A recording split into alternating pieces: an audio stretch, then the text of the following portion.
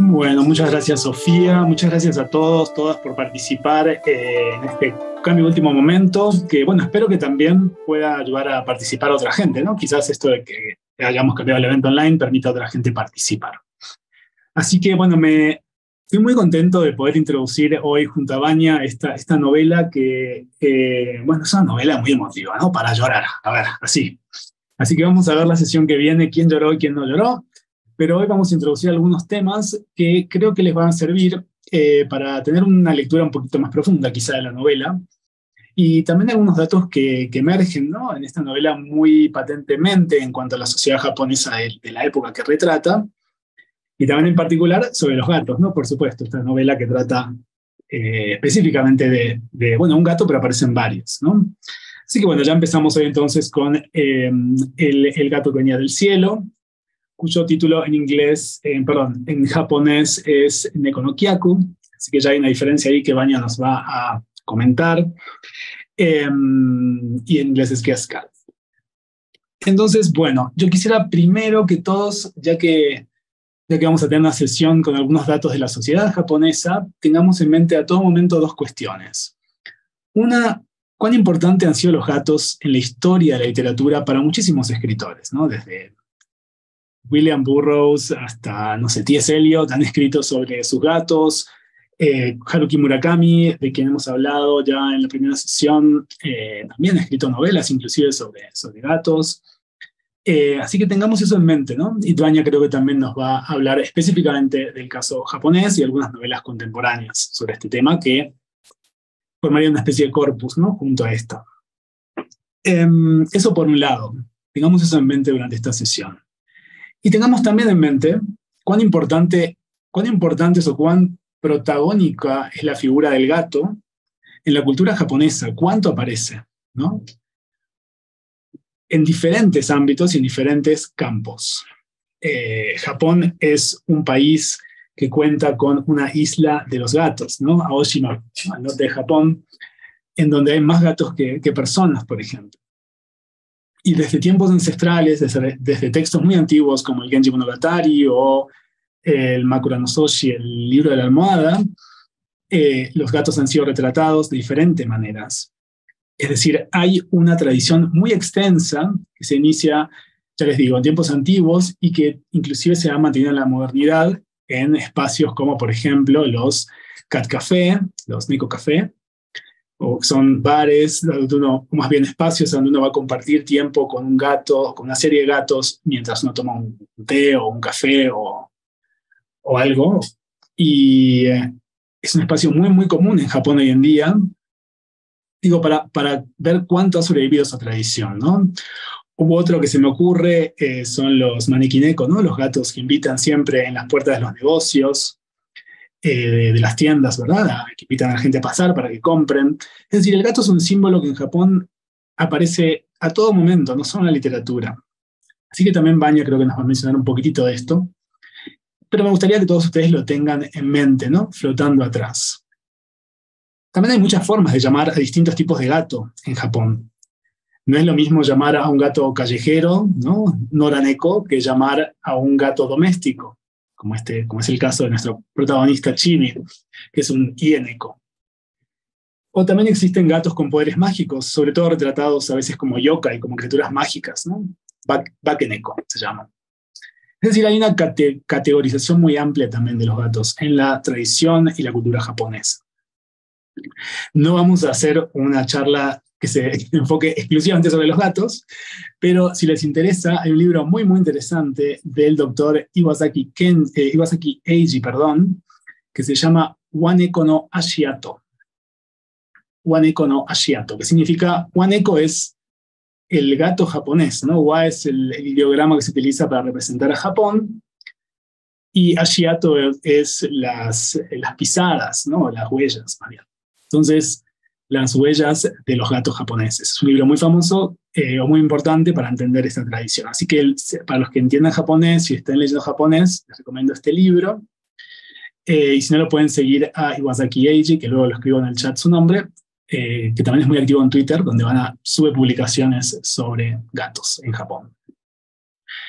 Y ahora para ir un poquito más sobre el autor, Ibañez nos va a hablar un poquito más de los gatos también en un nivel más contextual, ¿no? Para entender esto sustentado por qué la sociedad japonesa tiene este interés en los gatos y por qué hay tantas novelas y tantos productos culturales que están vinculados a los gatos. Pero antes quisiera introducir velozmente al autor, eh, Takashi Hiraide, que en realidad es un poeta, ¿no? Esta es, de hecho, su primera novela. Esta novela, Neko no Kyako, es del año 2001. La primera traducción al inglés fue el año 2014. ¿No? No olvidemos que ya tiene, en realidad, casi 20 años esta novela, más de 20 años, perdón. Sin embargo, está retratando una sociedad de 10 o un poco más, 10 años atrás o un poquito más. Como les decía, Hiraide es sobre todo poeta, tiene muchísimos libros publicados como poeta, colección de poesías. Así que eso también quiero que tengamos de fondo, ¿no? No solo los gatos en la literatura, la importancia de los gatos en la sociedad japonesa, sino también que estamos leyendo sobre todo un poeta que escribió su primera novela. Y como poeta va a estar concentrado sobre todo en el ambiente, sobre el ambiente, el sentimiento que genera lo que está escribiendo, las palabras también, o los juegos de palabras, que a veces eso en la traducción se puede llegar a perder, pero más que una trama, más que una historia, más que el desarrollo de un personaje, vamos a estar leyendo, ¿no?, momentos, ambientes específicos construidos a través de la literatura. Así que no olvidemos esa parte. Takashi Hiraide es profesor de arte, es profesor emérito, de hecho, de la Universidad de Tama, una universidad muy importante en Tokio de arte, justamente. Y de hecho tiene un proyecto editorial muy interesante llamado Via Walnuts, que hace libros que son una mezcla de libros de fotografía, de imágenes, libros objeto, diríamos hoy, que incluyen a veces poesía o a veces narraciones, y los pueden también googlear, ¿no? Si googlean su nombre y Via Walnuts, van a aparecer estos libros y pueden chequear un poquito de qué se trata. Es un proyecto editorial muy interesante. Es decir, él también es justamente un artista en el sentido, primero es profesor de arte, pero también es un artista en su labor como escritor, editor, artista, ¿no? Entonces es una figura un poco poliédrica que ha sido muy elogiado por su capacidad de transmitir muchísimas cosas a través de un discurso bastante simple, o más bien en el sentido muy directo, sin necesidad de grandes construcciones, ¿verdad? De hecho, a mí me sorprende muchísimo que ha sido elogiado específicamente por Oe Kensaburo, ¿no? El Nobel de japonés, el segundo Nobel japonés, un premio Nobel de 1994, un escritor que hemos mencionado a propósito de la sesión, o durante la sesión de Murakami Haruki, y lo hemos presentado como casi la antítesis, ¿no?, de Murakami Haruki. Un escritor Oe comprometido políticamente, que escribe novelas muy, muy extensas, con muchísimo contenido, a veces ilegibles. Los jóvenes que yo he tenido la oportunidad con quienes he tenido la oportunidad de interactuar y hablar sobre Oe, siempre están como sobrepasados por la cantidad de información, ¿no?, que tienen las novelas de Oe. A veces también el uso de kanjis es muy difícil en sus novelas. Sin embargo, bueno, ha encontrado en Takashi Hiraide un niño prodigio que lo elogió muchísimo y lo llevó muchísimo a crecer. Es decir, Takashi Hiraide ha sido muy respaldado por Oe. Sobre todo por su capacidad, dice Oe, de transmitir justamente el discurso poético, o hacer que la prosa logre captar ciertas construcciones, ciertas sensaciones, que generalmente son más proclives a aparecer en el mundo de la poesía.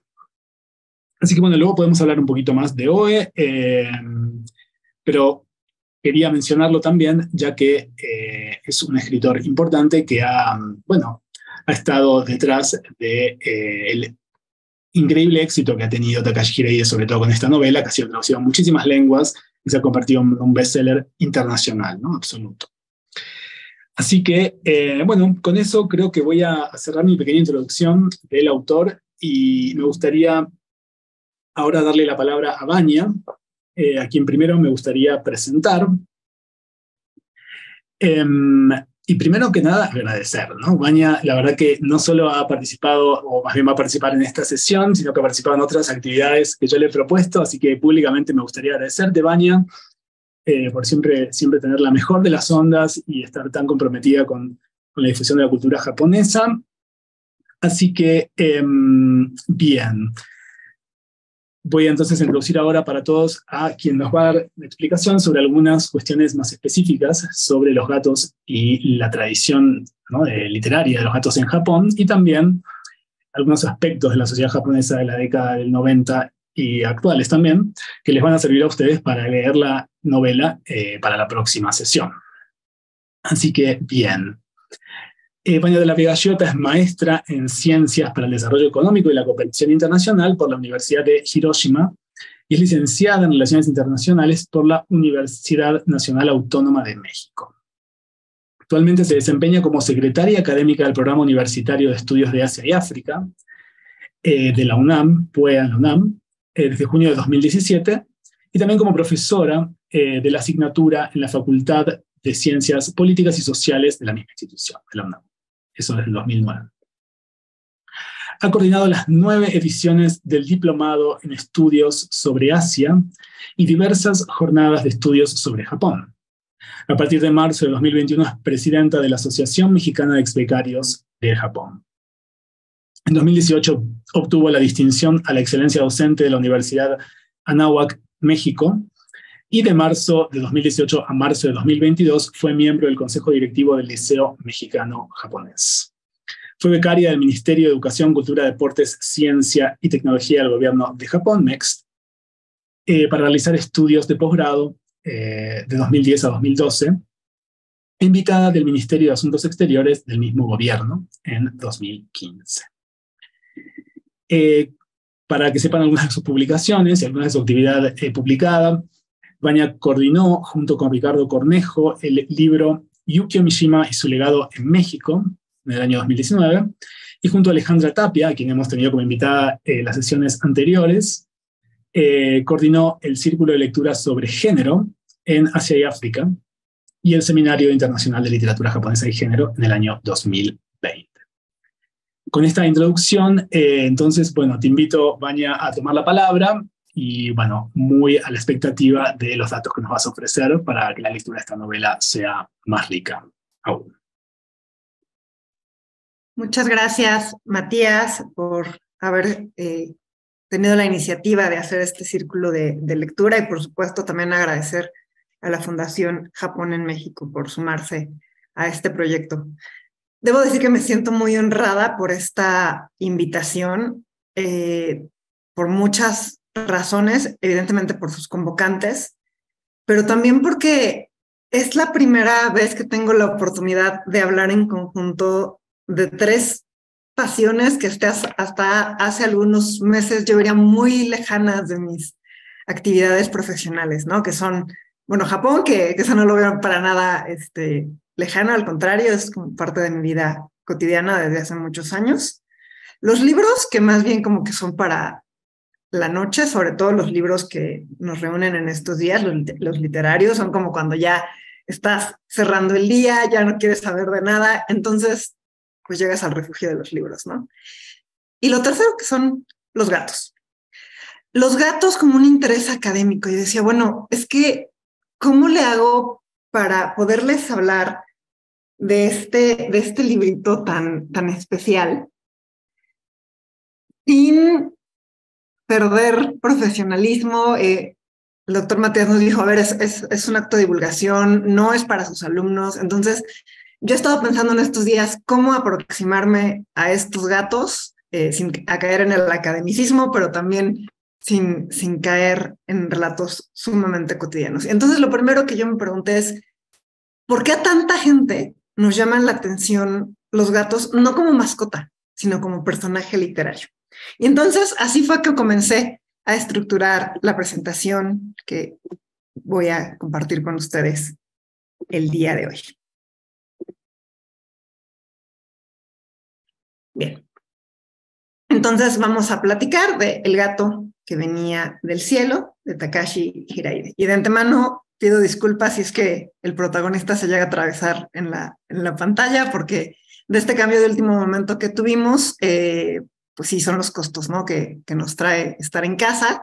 Pero también debo de decir que pues este cambio nos está permitiendo llegar a otros lugares que probablemente de haber estado en un espacio físico no estaremos llegando. Veo conectadas a personas que no están en el sur de la Ciudad de México, ¿no? Bien, entonces lo que vamos a platicar en los siguientes minutos es primero los gatos en la literatura. ¿Por qué escribimos sobre gatos? Y muy específicamente, ¿por qué los japoneses escriben sobre gatos? ¿O cuáles son los gatos famosos en la literatura japonesa, sobre todo contemporánea, de este siglo? Después, sin querer sabotear su lectura de las siguientes semanas, pues sí les tengo que platicar que este gatito que está aquí, que es el protagonista, se llama Chibi. Más adelante vamos a platicar por qué se llama así, pero Chibi viene de un contexto.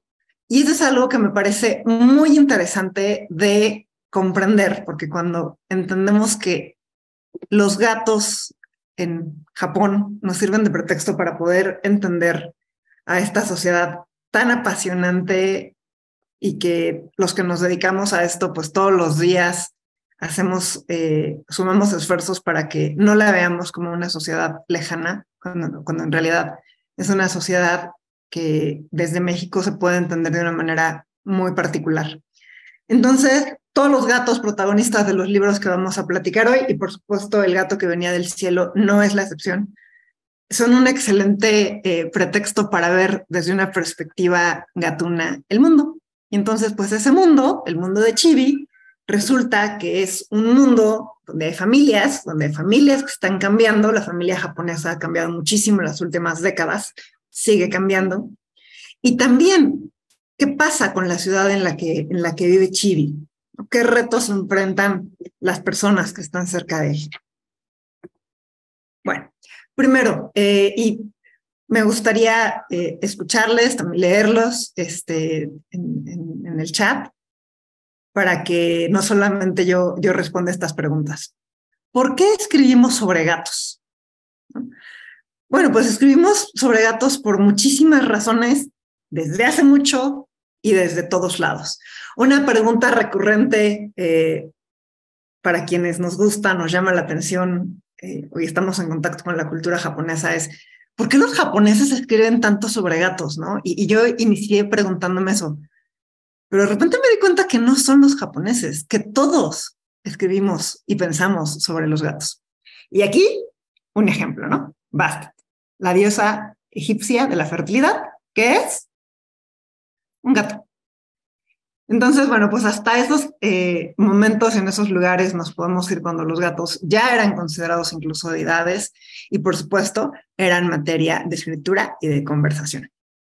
Entonces, bueno, revisando algunos textos académicos, no académicos, artículos en Internet, ¿qué es lo que nos llama tanto la atención de los gatos? ¿Por qué insistimos en ponerlos como protagonistas? ¿Por qué asumimos que podemos interpretar la manera en la que los gatos ven el mundo y lo trasladamos a un libro? Bueno, pues muchos autores o personas que opinan al respecto dicen que primero porque los gatos tienen una personalidad o una gatonalidad compleja, ¿no? No son tan predecibles, tampoco son sumisos, existe esta idea de que son muy independientes, pues probablemente son limpios, son en algunas ocasiones ordenados, pero también son muy sociables, ¿no? Son expresivos, son transparentes, a la vez son enigmáticos. Entonces, esta personalidad compleja los hace un personaje ideal en términos literarios. ¿Qué más tiene un gato? Bueno, resulta que tiene tipos de personalidad que desearíamos desarrollar. Es un tema aspiracional para los seres humanos, ¿no? Nos vemos reflejados en los gatos de manera correcta o tal vez errónea. Depositamos en ellos cosas que desearíamos ver también en nosotros mismos o en otros seres humanos. Tienen una parsimoniosa existencia. Los puedes ver perfectamente sentados en el sillón y desde ahí parece que su vida está transcurriendo en otro lado. Eso es algo que también es digno de admirar y digno de trasladar en blanco y negro. Y además, y esto tiene mucho que ver con las sociedades contemporáneas, hay un punto de equilibrio entre lo que disfrutan su soledad y la necesidad que tienen de sociabilidad. Y esto tiene mucho que ver con los temas que estamos compartiendo en este círculo de lectura, sí con el libro de hoy, pero también con los libros pasados y también con el libro que viene. ¿Dónde está el límite entre una y otra? ¿Hasta dónde acaba mi soledad? ¿Hasta dónde deseo mi soledad? ¿Y hasta dónde ansío tener o no sociabilidad? Entonces, no sé si pueda ver el chat, voy a intentar verlo sin cerrar mi presentación. Creo que sí puedo. Si alguien tiene alguna otra idea de por qué escribimos sobre gatos, si ustedes le han escrito a un gato, si algún libro, aparte de los del que estamos trabajando a partir de hoy, les ha llamado la atención, ¿por qué debería yo invertir mi tiempo de lectura en leer sobre gatos? Lo que alguien se anima, voy a avanzar a lo siguiente. Ok, antes de llegar a la literatura japonesa. Perdón, María, perdón, hay un comentario muchas gracias. en el Q&A, así que si te parece lo voy a leer, de Sara. Muchas gracias, Matías, sí. Que bueno, nos comenta que quizás escribimos sobre gatos porque son seres también independientes, ¿no? Caprichosos, dice, ¿no? Sara. Y con relaciones de lealtad cambiantes con los seres humanos. Suena casi como a nosotros, como vos decías, ¿no? Que son muy parecidos. Y bueno, Sara dice que piensa, que piensa que los gatos en la literatura sirven también para cuestionar, ¿no? Justamente la naturaleza humana. Esa es esta especie de espejo que vemos en algunos gatos. María acota, ¿no? Justamente que son misteriosos y complejos. Y Miguel nos cuenta que están chulos. Así que todos esos comentarios han ofrecido aquí la gente de Q&A. Muchas gracias. Sí, efectivamente son misteriosos y definitivamente únicos. Y entonces esto nos sirve de pretexto para tener libros como este. Por ejemplo, este no es de literatura japonesa, pero también es un libro, bueno, que yo leí recientemente, que se llama El gato que curaba corazones. Y les voy a contar cómo es que llegué a este libro, o cómo es que este libro llegó conmigo. Tengo estos 3 libros aquí, que es el que nos reúne el día de hoy, en español, perdón que no lo enfoque, El gato que venía del cielo.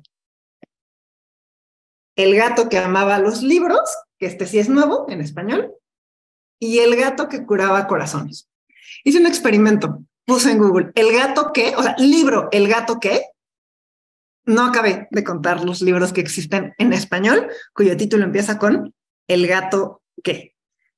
Entonces, este fue pues justamente para explorar cómo se ven los gatos fuera de la literatura japonesa. Y pues básicamente con las respuestas que ustedes nos están dando, este es uno de los argumentos. Por ejemplo, les voy a platicar y les voy a mostrar un poco del trabajo editorial que tiene este libro. Ay, perdón que no, a ver, voy a desenfocar, espero que mis gatos no hagan demasiado acto de presencia, pero bueno, a ver. El hablar de gatos, el escribir de gatos, nos da posibilidad de hacer esto, ¿no? De cruzar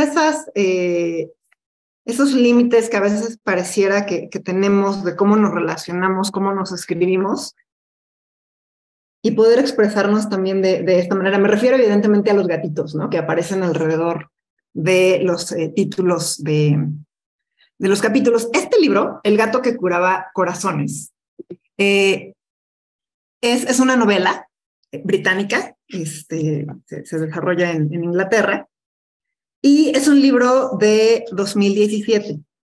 Y es un libro que explora la manera en la que un gato interactúa con diferentes familias. Entonces, nuevamente, el centro de discusión de esta novela es la familia. ¿Qué familia? Bueno, son varias familias, o sobre todo estas familias contemporáneas, ¿no? En su concepto más incluyente. Por ejemplo, hay una de las personajes vive sola porque es una mujer que recientemente se divorció. Entonces llega a su nueva casa, este gato pues la recibe, decide que él va a ser su gato, pero al mismo tiempo está con otra familia de migrantes que no hablan del todo inglés, entonces tienen estos retos para integrarse a la sociedad inglesa y demás. Lo más interesante de esta novela es que está escrita en primera persona. Entonces, pues, en efecto, la autora se toma la libertad de interpretar cómo se ve el mundo de los humanos desde los ojos, desde la mente y desde el corazón de un gato. Entonces, no es muy diferente, al menos desde esta perspectiva, de lo que nos vamos a encontrar con los libros japoneses que hacen referencia a gatos. Entonces, son estos dos, más Soy un gato, ¿no? De Natsume Soseki, que probablemente es el libro más vendido de literatura japonesa y que menciona en su título a un gato. Aunque debo decir que no tiene nada que ver con estos gatos que van interactuando con familias, que nos cuestionan sobre la soledad, sobre la sociabilización, sobre la urbanización. Este es un gato más bien político, ¿no? Después de este gato, el gato que amaba los libros, es un libro mucho más reciente y pues ahora es una tendencia en Japón, ¿no? Dice que hay más de 3 millones de ejemplares vendidos. Entonces, este gato, como ya nos adelantaba Matías, pues es un gato mágico. Es un gato, primero es un gato que habla, pero además es un gato que no lo ve todo el mundo, ni mucho menos lo escucha todo el mundo, ni tampoco lo entiende todo el mundo. Entonces es un gato que se le aparece a un chico que trabaja en una librería, porque este chico acaba de tener un duelo, que es que el dueño original de la librería, que su abuelo falleció. Y él se tiene que hacer cargo de la librería, pero también se tiene que hacer cargo de cargar todos sus sentimientos, todas sus sensaciones del duelo, deja de ir a la escuela. Y entonces se le aparece a este gato y le dice que él tiene el compromiso de salvar a los libros. Y para eso se va a enfrentar a diferentes retos, con personas con diferentes rasgos, con diferentes personalidades, y que los tiene que convencer del valor de los libros. Y del valor de los libros, evidentemente no monetario, porque uno de los personajes así es como lo ve, sino de los mundos que encierran los libros y por qué vale la pena dejar testimonio de nuestras historias y de nuestra perspectiva por medio de los libros. Entonces, este es uno de los libros, ¿no? El gato ¿qué? Bueno, pues este gato amaba los libros. Es un libro, no es largo, se lee rápido, es bastante accesible y hace referencia a este gato mágico, ¿no? Que habla. A diferencia de que no es que el gato hable, o sea, lo vemos desde la perspectiva del gato, pero el gato en ningún momento se comunica, al menos de manera hablada, con los seres humanos, aunque sí retoma algunas características reales de los gatos que tienen otras alternativas, ¿no? Para comunicarse con nosotros. Entonces, esto es un libro pues reciente, desde el año pasado, y la editorial es Penguin Random House, ¿no? Y un libro que a mí me encanta y que llegó a mis manos durante la pandemia se llama Si los gatos desaparecieran del mundo. Y entonces pues decidí transmitirles mi gusto por este libro a mis alumnos. Y aquí hay otro cruce interesante porque cuando yo conocía a Matías y empezamos a colaborar, le decía a Matías, es que pues yo no tengo formación de letras, ¿no? O sea, yo no estudié una carrera de letras, estudié relaciones internacionales, y entonces tenemos que encontrar estos cruces, porque a lo mejor yo solamente soy una lectora más o menos apasionada y no sé si yo pueda o deba hablar de literatura japonesa contemporánea. Y bueno, pues aquí es donde entra estas realidades complejas y la multidisciplinariedad y cuestiones que van, sobre todo en las aulas, que de pronto nos rebasaron con la pandemia, ¿no? Entonces, ¿qué hace este libro de Si los gatos desaparecieran del mundo? Tiene Genki Kawamura tiene como objetivo demostrarnos lo que es realmente importante. Él nos quiere demostrar que los relojes no son tan importantes, que los celulares no son tan importantes, es más, que el cine no es tan importante. Pero que hay cosas que si desaparecen del mundo, el mundo como lo conocemos también desaparece. Entonces, pues les voy a platicar que libro es realmente una bitácora de una semana de nuestro personaje, que es un muchacho japonés en Tokio, que le anuncian que se va a morir, que tiene una enfermedad terminal y que le queda una semana de vida.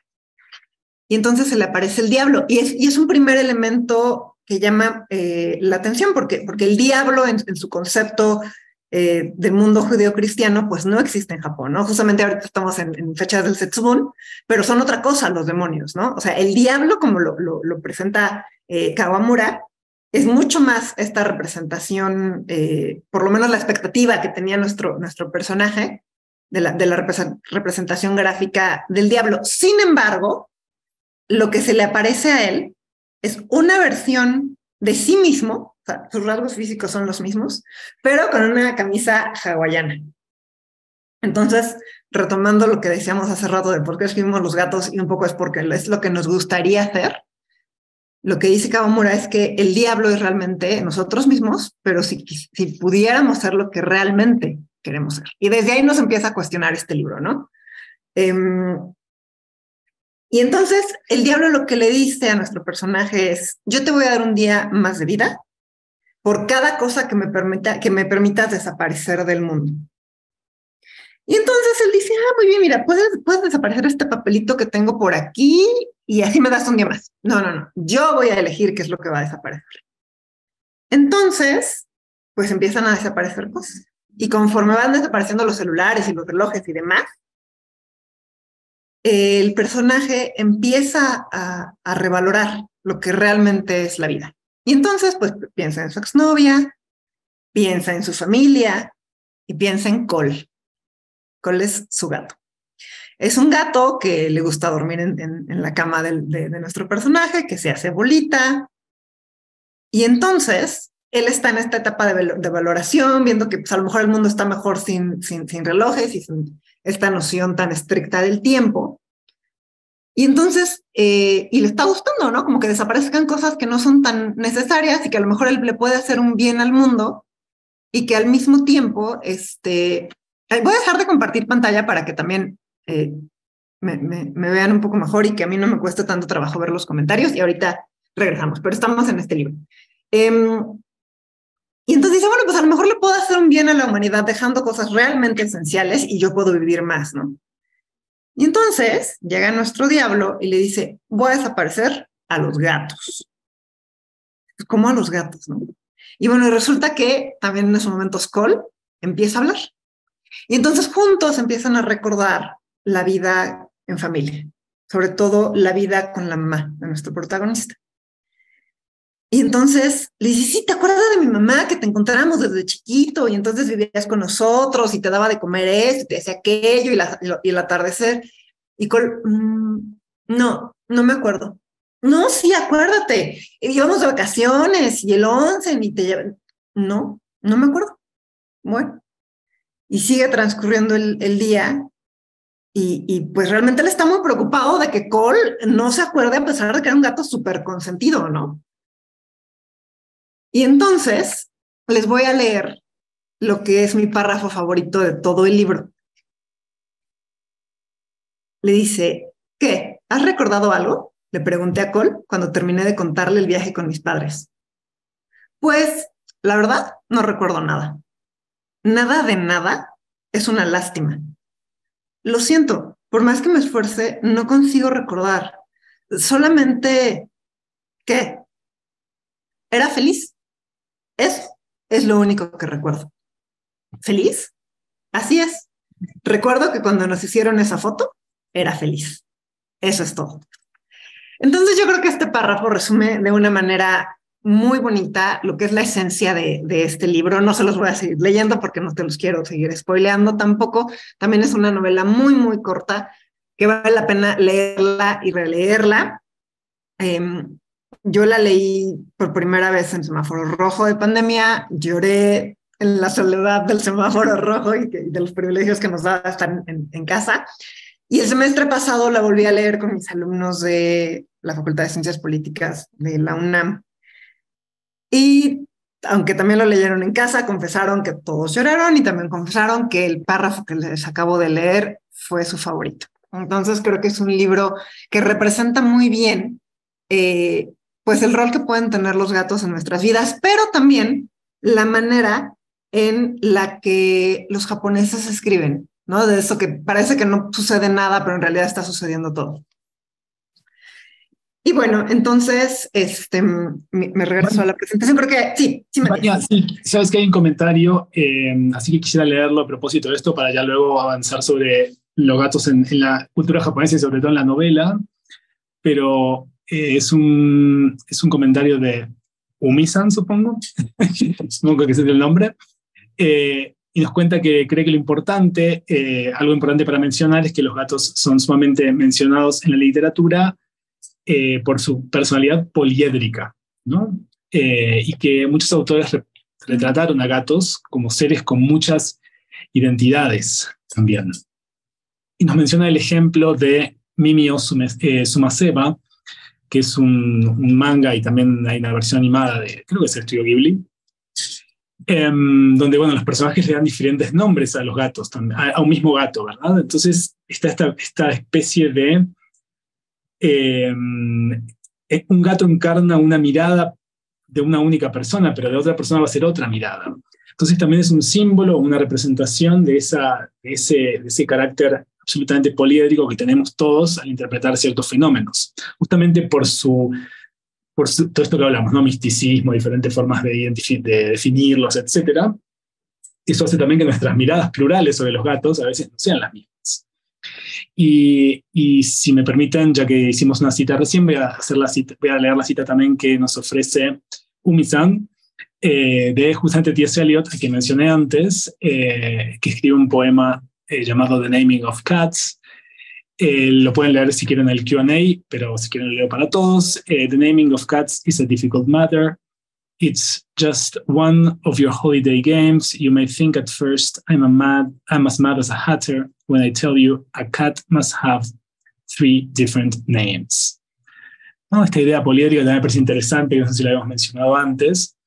Y como vos decís también, que a veces hay coincidencias, ¿no? Como hay coincidencias entre diferentes culturas, ¿no? En la cultura, digamos, estas novelas japonesas sobre gatos que a veces coinciden con estas otras, como la que acabas de mencionar antes, la británica, o en este caso, un manga japonés coincide con un poema de T.S. Eliot, ¿no? También. Entonces esas coincidencias también, esas diferencias poliédricas también a veces nos traen coincidencias. Me parece interesante eso también en los gatos como símbolo de esas conexiones culturales. Pero bueno, solo para no interrumpir mucho más y ya seguimos con los gatos en la novela. Sí, muchas gracias, Matías. Por supuesto, muchas gracias, Umi, por compartir este comentario. Muy bien. Bueno, El gato que venía del cielo. Ese es el título en español. Como ya nos adelantaba Matías, en japonés es Neko no Kyaku y en inglés, una traducción más literal del título original, The Guest Cat.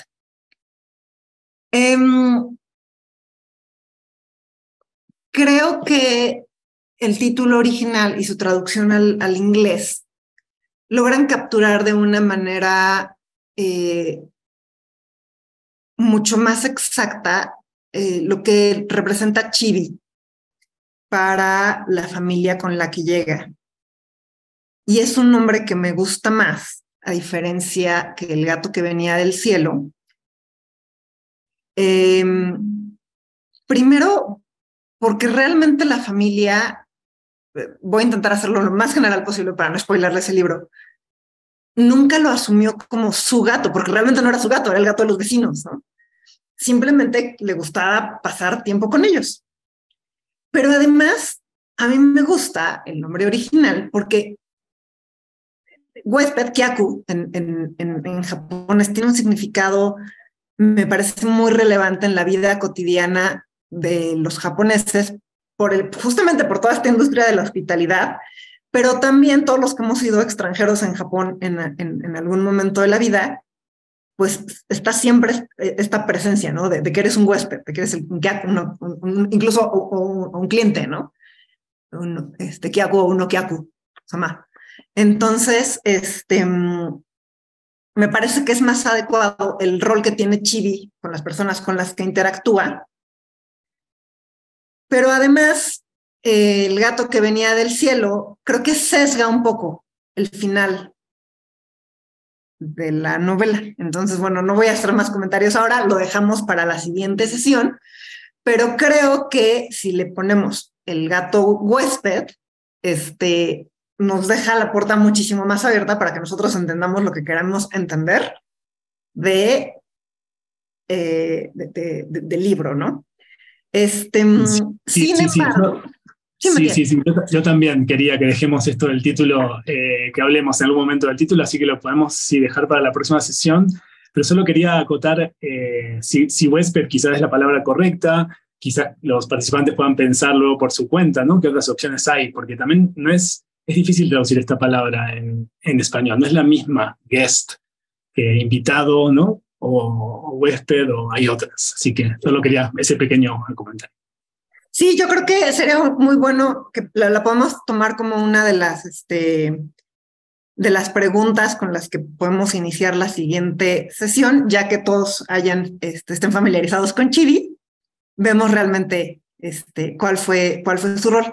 Lo único que quiero decir ahora, como para cerrar el comentario del título, es que en términos editoriales, entiendo por qué es el gato que venía del cielo, ¿no? O sea, sin lugar a dudas es un título que llama la atención y pues es un libro que terminas comprando.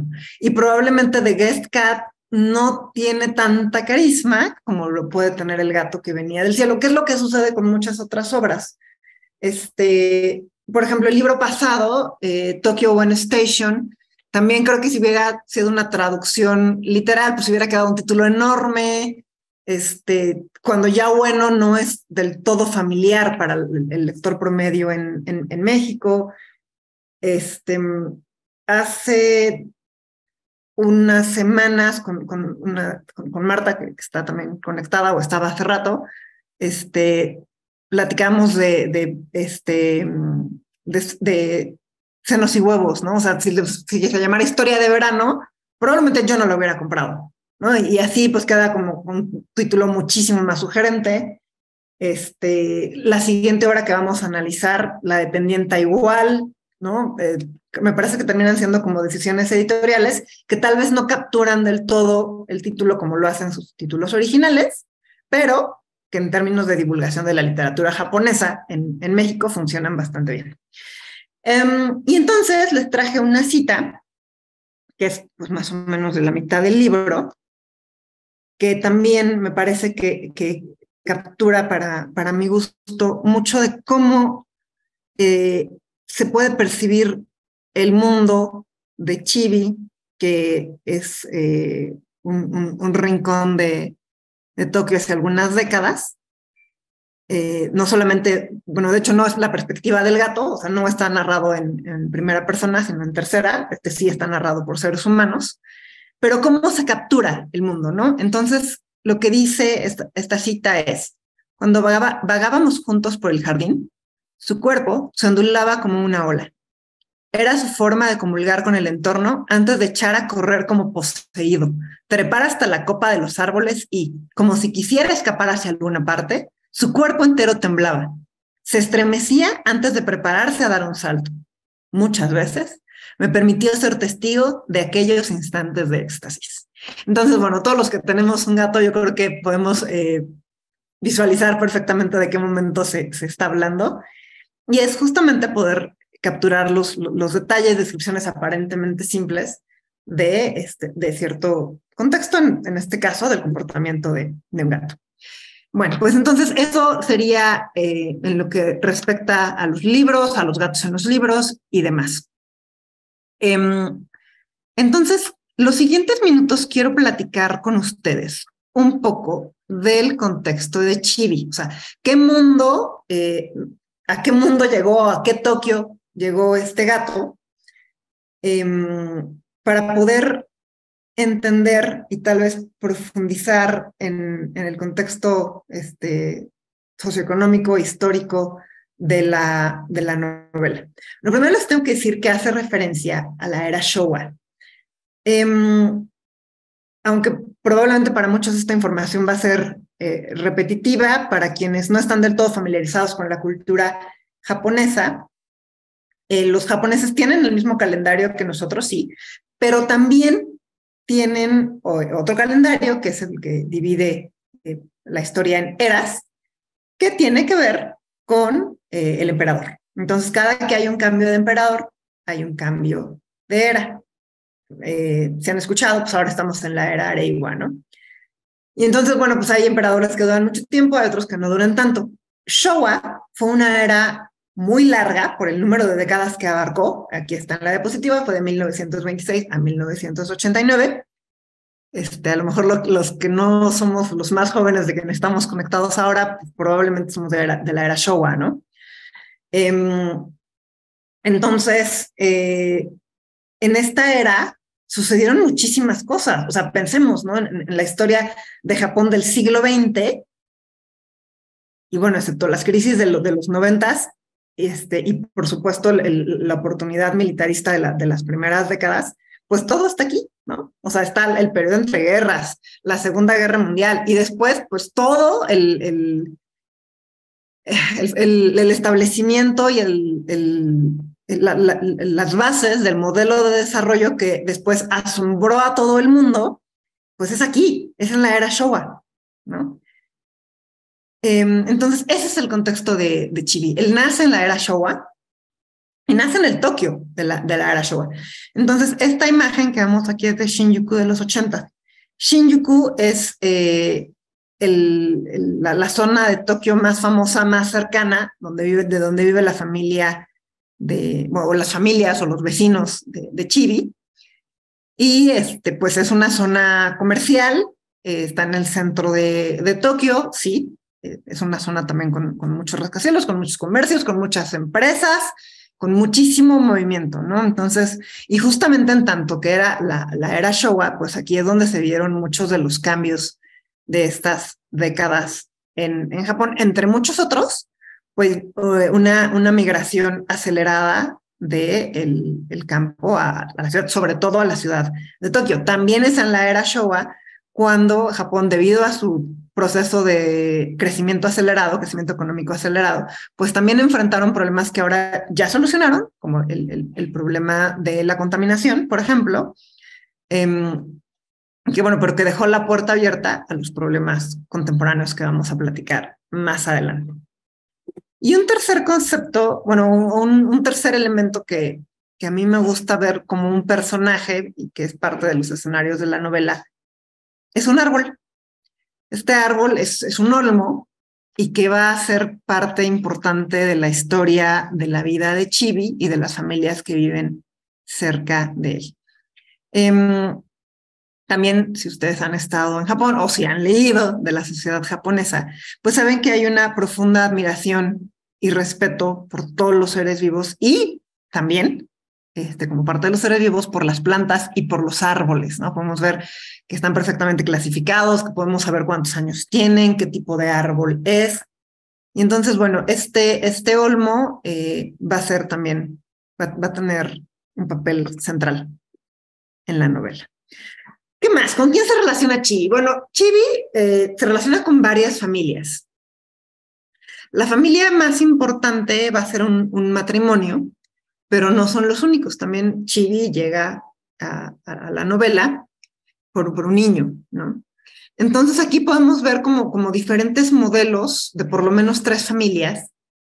Y entonces, pues, esta gráfica de 1960 podemos ver cómo era la familia tradicional japonesa durante Showa. Y sí, es una pirámide, sin lugar a dudas, ¿no? Sin embargo, para 2010, como ustedes pueden ver, ya no es claramente una pirámide. ¿Por qué? Bueno, primero porque la expectativa de vida en Japón es muy alta, como pueden ver, no son pocos los ciudadanos que llegan a los 100 años, pero además, como esta expectativa de vida es alta, también los adultos de más de 60 años son muchos, pero también son muchos los mayores de edad en general, y comienzan a ser menos los jóvenes. Entonces, 2010, ¿no? El año pasado fue muy importante porque, como ustedes saben, a nivel mundial rebasamos los 8,000 millones de personas. Este año, según algunas estimaciones, ya la India ya rebasó a China.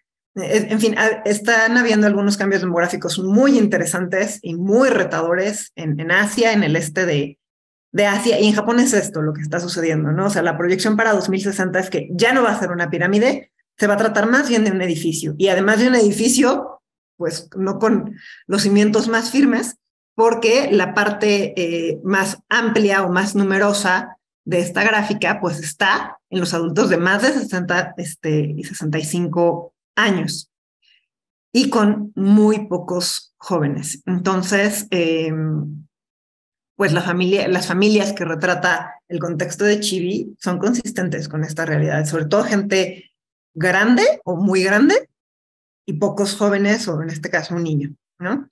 Entonces, esta es la perspectiva de lo que está sucediendo a nivel demográfico en Japón. Voy a mencionar dos elementos más para que esto no se convierta en clase de demografía. Por un lado está el tema de las mujeres, ¿no? Que por un lado se espera que salgan a trabajar, que ejerzan no solamente un empleo cualquiera, sino trabajos profesionales, que sigue siendo el gran reto de las últimas décadas y que ninguno de los últimos primeros ministros han sabido dar alguna estrategia de política pública que contribuya en este sentido, porque se contrapone a otro de los grandes retos de la demografía japonesa, que es que no hay suficientes niños japoneses naciendo, ¿no? Y en ese sentido, pues lo que es el concepto de familia cambia, porque entonces este concepto tradicional de la familia japonesa, donde la relación más estratégica es nuera-suegra, desaparece, porque pues ya la suegra no vive con la nuera de entrada, ¿no? Son estos departamentos chiquitos que lo vamos a ver al final de la novela. Ya no son casas, ya no tienen un jardín común, no tienen al olmo, sino que más bien están en departamentos mucho más pequeños, donde también el concepto de comunidad desaparece. ¿Cómo vas a hacer comunidad cuando vives en un edificio de 60 pisos, cuando antes a lo mejor pues sí vivías más bien en una planta baja con un par de vecinos, ¿no? Entonces, esto en una sociedad comunitaria como lo es la japonesa, pues representa un gran reto, estos cambios en términos urbanos. Entonces, no solamente ha cambiado la disposición o las casas habitación, la disposición arquitectónica, sino también quiénes son las familias, ¿no? O sea, ya no es la familia extendida, definitivo, pero ya tampoco necesariamente es lo que conocemos como la familia nuclear. Y ese fenómeno no es exclusivo de Japón, básicamente en todos los países, el promedio de la OCDE es que 1 de cada 3 personas viven en familias unipersonales, es decir, viven solas, ¿no? O sea, 1 de cada 3 a nivel de la OCDE. Entonces, Japón está en ese estándar también. 1 de cada 3 japoneses vive solo, sin planes de que eso cambie, ¿no? O sea, que ya se define como su familia a sí mismos, solitos. Y bueno, lo otro que tiene que ver con el contexto de Chibi es el área de Shinjuku, que está en Tokio. Ellos viven a 20 minutos en tren de Shinjuku, ahí es donde está Chibi. Y entonces, cosas con las que se van a enfrentar los humanos de Chibi es, primero, bueno, sí, el concepto de familia cambiante, ya sea un matrimonio, ya sea una familia en un concepto más tradicional, ¿no? Con hijos pequeños y demás. Y de la suma de las familias que viven alrededor de la casa de Chibi, pues está la comunidad, ¿no? Esta sensación que se crea, los lazos que se estrechan, en este caso con los vecinos, ¿cómo puede ser en el cuidado de un gato? Cómo cada uno piensa que se debe de cuidar o de atender o de no hacerlo a un gato. Entonces, repito, esto es muy importante porque en una sociedad donde el grupo es más importante que el individuo, entonces el concepto de comunidad cobra un significado grande. Después está el tema del espacio, ¿no? O sea, la disposición urbana de tener una casa, de acuerdo a los cánones arquitectónicos japoneses tradicionales, tiene un jardín, que son espacios ventilados, ¿no? Y de esto cambia primero a edificios pues más o menos altos y después también a rascacielos. Entonces justamente estos conceptos de la familia y de la comunidad se resignifican dependiendo de los espacios en los que se mueven. Y evidentemente, pues el tema de gentrificación, que pues tampoco en la Ciudad de México nos es ajeno, ¿no? Justamente, no voy a spoilear, pero hay un cambio en la narrativa de la novela cuando este proceso comienza a llegar a la ciudad de Tokio y una de las familias de Chibi pues se tiene que mudar. Después voy a hablar de la urbanización, pues, justamente cómo se dispara el número de pobladores, pues en este caso de la ciudad de Tokio, y como otros elementos que solían ser importantes, no solo el de comunidad, sino también, por ejemplo, qué tan importante puede ser el olmo, sí, como pulmón, como proveedor de sombra, y bueno, otras cosas que vamos a discutir y que tienen que ver más con la realidad inmediata de Chibi, pues desaparecen, porque justamente pues ahora se abren paso los grandes edificios, que además hay que recordar que justamente en los planes urbanos de Japón no solamente es lo que está arriba, sino también es lo que está abajo, ¿no? O sea, toda esta red de comunicación subterránea, que no solamente son los trenes, sino que también son las tiendas y son los restaurantes y son los andadores, tiene mucho que ver con lo que es el Tokio contemporáneo, que tuvo su sustento en Showa, pero que bueno, se ha ido fortaleciendo en las siguientes eras. Y finalmente el tema de la soledad, que no es un tema nuclear en esta novela, pero que sin embargo sí es algo que tiene, que me parece muy significativo y que se tiene que discutir en la sociedad japonesa contemporánea, por interés mismo en la sociedad japonesa, por supuesto, pero también porque todos estos procesos que estamos viendo de familia, de comunidad, de espacio, de gentrificación, de urbanismo, no son más que lecciones para quienes estamos en la Ciudad de México, para nosotros los pobladores de la Ciudad de México. Y esto pasa básicamente con todos los retos, por lo menos demográficos, que enfrenta Tokio y que enfrenta Japón, ¿no? Porque entonces esto de que son familias cada vez más pequeñas, de las familias unipersonales, de las sociedades envejecidas, pues lo empezamos a ver de manera significativa en Japón, pero ya lo estamos viendo también en otras ciudades de América Latina y, por supuesto, en la Ciudad de México, ¿no? Y entonces, pues la soledad es un tema que, sin lugar a dudas, también cuando todo este concepto de familia, cuando este concepto de comunidad cambia, pues también vale la pena cuestionarnos cómo es que nosotros vivimos la soledad. Muy bien. Entonces, pues ese es el contexto de Chibi, ese es el contexto del gato que venía del cielo y vamos justo a 1 hora. Entonces, yo me monto, aquí acabo la presentación para que pues podamos interactuar un poco. Les agradezco mucho su atención.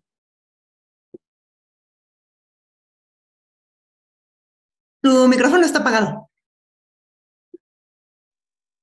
Gracias por avisarme primero eso. Muchas gracias por tu presentación. Creo que cubriste muchísimos temas que me gustaría que todos debatamos, ¿no? La semana que viene con ejemplos, pero sobre los cuales ya podemos ir hablando hoy, ¿no? Todos estos, me parece que estos 6 temas que dejaste aquí a lo último, los podemos, ya te digo, reservar para la semana que viene, pero ya ir tratándolos a nivel más general, para hablar de Japón o de la literatura japonesa en general, y la semana que viene los vemos con ejemplos concretos cuando ya todos hayamos leído la novela. Pero me parece que son 6 temas importantes, 2 grupos me parece, ¿no? De temas: familia, comunidad y soledad quizás, y luego espacio, urbanización y gentrificación. Que como vos dijiste, yo desde que llegué aquí a México me vivo escuchando la palabra gentrificación. En Argentina no lo usamos todavía tanto, pero claro, aquí es un problema muy patente, ¿no? Es absolutamente tan veloz el crecimiento y la masificación y digamos, la construcción de edificios, pero también la aparición de migrantes que vienen a vivir a ciertos espacios, ¿no? Cómo cambia también la demografía de ciertas partes de la ciudad. Bueno, todo eso es lo que, ya que tan patente lo tenemos aquí en Ciudad de México, podemos pensarlo también en la novela. Ese es el momento que está hablando la novela, que sucedió en Japón a fines de la década del 80, que justamente termina la era Showa, como se explicaba Vania, y empieza la era Heisei. que es un momento de muchos cambios, ¿no? Muchos cambios, y a nivel económico también nosotros hemos hablado, cuando debatimos la novela Estación de Tokio, sobre la idea de la burbuja económica, ¿no? La burbuja económica de Japón, que fue cierto proceso económico para aquellos que no vamos a tampoco ni hacer esto una clase de demografía, ni hacer esto una clase de economía, pero para que lo entendamos así velozmente, fue una especie de 2008, ¿no? De Lehman Brothers, que sucedió en Japón, en el cual hubo un crecimiento muy abrupto de los créditos que se ofrecían para poder comprar propiedades, lo cual elevaba el costo de las propiedades, y la gente solo compraba propiedades, etc. Y eso está retratado en la novela, ¿no? A veces es hasta, bueno, aquí me va a hablar de, ¿no? Es un poeta, aquí va a hablar de no sé qué, y no, nos está hablando de repente de cuestiones económicas muy, muy, muy patentes, ¿no? Porque fue muy choqueante para los japoneses esta burbuja económica, que se terminó a principios de los 90, porque también destruyó un poco, ¿no? El ideal, esto que también mencionó Baña, ¿no? Este Japón pujante, de rápido crecimiento de los 60, 70, sobre el cual también hemos hablado a propósito de Estación de Tokio. Entonces, todo esto está de fondo, ¿no? La cuestión demográfica y la cuestión económica es súper patente en esta novela. Es la problemática de fondo. Y una cuestión más que me gustaría mencionar a lo que dijiste, Baña, es la cuestión de tener o no tener hijos, ¿no? Que se ha escrito un montón de que los japoneses no tienen hijos, no quieren tener hijos, no tienen sexo, qué sé yo. Bueno, hay un montón escrito sobre esto, pero también este es un problema que ya lo empezamos a ver en sociedades que no son japonesas, que no es Japón, quiero decir, porque finalmente el problema va más allá de la cultura, es un problema siempre económico, ¿no?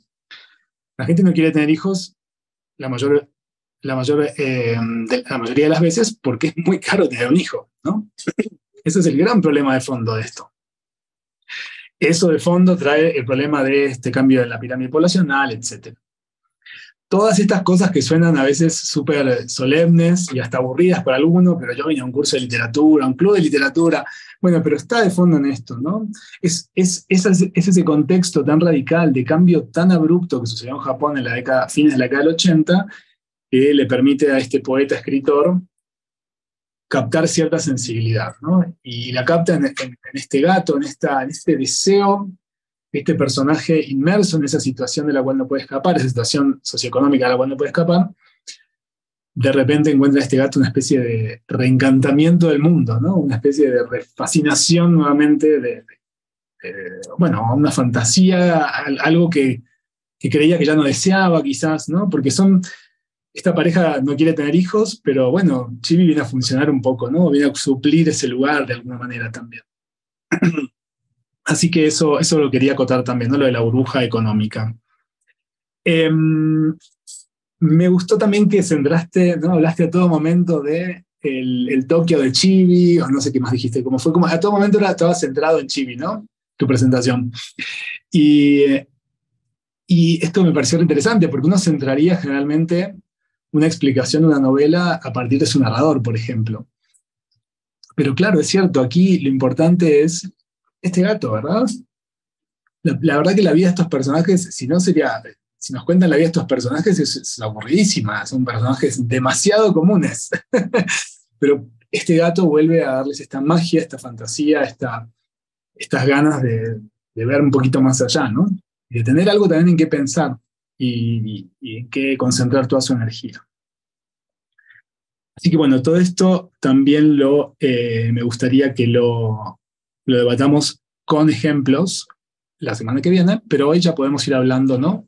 Sea en esta novela, sea en otra, sea de los fenómenos que conozcan en Japón, sea de la comparación, como ya hemos hecho algunos ejemplos aquí con Baña, con México o otros lugares de Latinoamérica, o España, quizás alguien escuchando más España.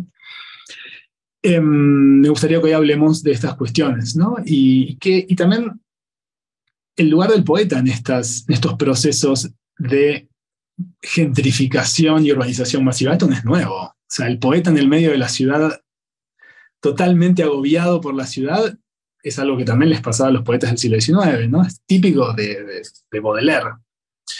Entonces, digo, tenemos un tópico de la literatura universal también acá, ¿no? La ciudad voraz frente al poeta, en este caso poeta que escribe una novela, pero poeta al fin es cuentas. Me gustaría que también abramos un poquito el espacio a que hagan algunas preguntas, algunos comentarios. Si quieren ya pueden dar algunos spoilers muy, muy light de la novela, pero pasan algunas cosas al final que mejor no contarlas. Sí, además, si lo del título vamos a charlarlo, porque sí, yo estoy así como muy sorprendido por este título. Bueno, en fin. Pero me gustaría que comenten alguno de ustedes, a los participantes me refiero, participantes que estén en el chat, si tienen alguna consulta, alguna duda. Hay un comentario de una... Sara que me Sí, parece si muy provocador y pienso que podemos platicar al respecto. Sara Evangelina nos dice, al no querer tener hijos, el afecto se vuelca hacia los animales, a veces humanizándolos. Y me parece que es una de las cosas que podemos discutir para, a través de novelas como estas,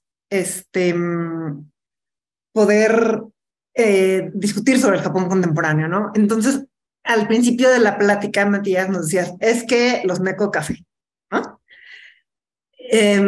Y bueno, y yo agrego, y hablando de los animales en general, como lo dice Sara, por ejemplo, las carreolas para perros, ¿no?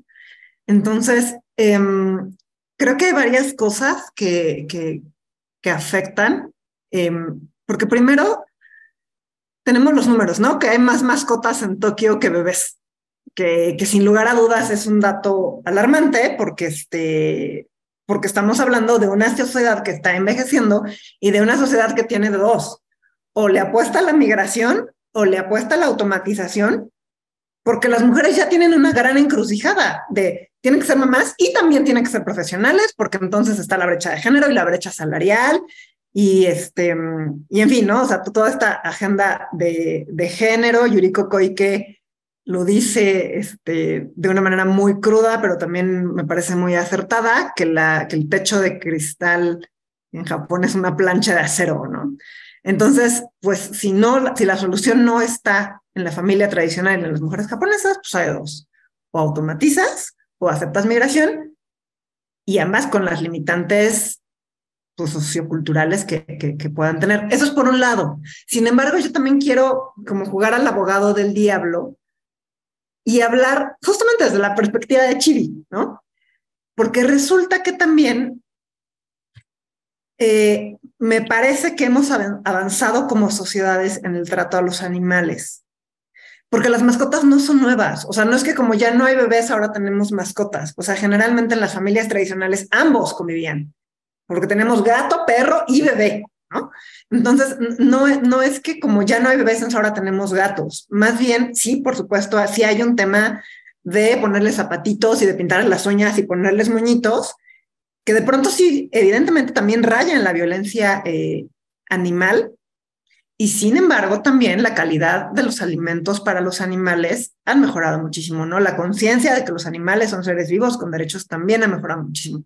Entonces, creo que es un debate que también está vivo en Japón, ¿no? Porque sí, o sea, los Neko Café, los Usagi Café, los acuarios, los zoológicos, también hay un debate en Japón muy vivo que tiene que ver con los derechos de los animales, de las mascotas en específico, también de las grandes especies.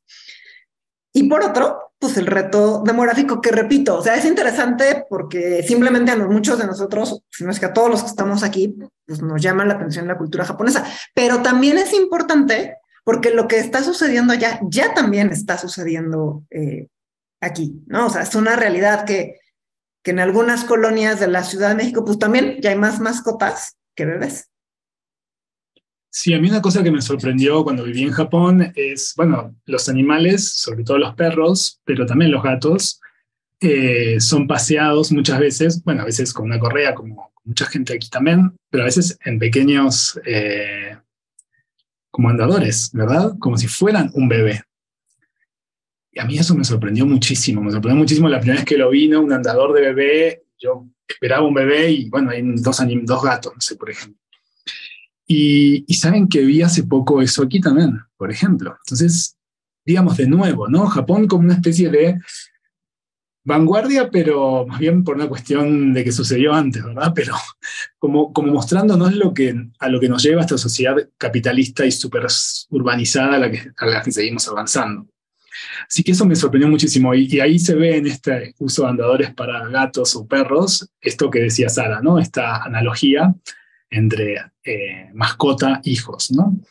Y a propósito, porque hay dos preguntitas más, pero quisiera leerles un fragmento de la novela, que es uno de los fragmentos iniciales, además está en el capítulo 2, es la página 14 de esta edición, creo que es la que todos tenemos, y lo cual aprovecho para decir que este libro es mucho más barato que el anterior, además, así que espero que todos lo lean, lo compren. Bueno, es la página 14 y es el segundo párrafo, ¿no? Así que voy a leerlo así velozmente. Dice el narrador, esto es al principio, ¿no? Cuando todavía no apareció Chibi. Algunos de nuestros amigos íntimos adoraban a los gatos, y la ternura que derrochaban con sus animales en ocasiones me resultaba ridícula. Fui testigo de escenas en las que se entregaban en cuerpo y alma, sin sentir por ello la más mínima vergüenza, indiferentes a todo juicio externo. Yo pensaba que esto es a veces lo que piensa alguien de una persona que tiene hijos, ¿no? Como, ¿cómo va a tener hijos? Está gritando todo el tiempo, se hace caca, se hace todo, es un desastre. Esa actitud, ¿no? Es la que uno siente a veces, o que algunas personas sienten ante una persona que tiene hijos. Me parece que ese juego está constante en la novela, ¿no? Esa analogía como muy, muy bien señaló Sara.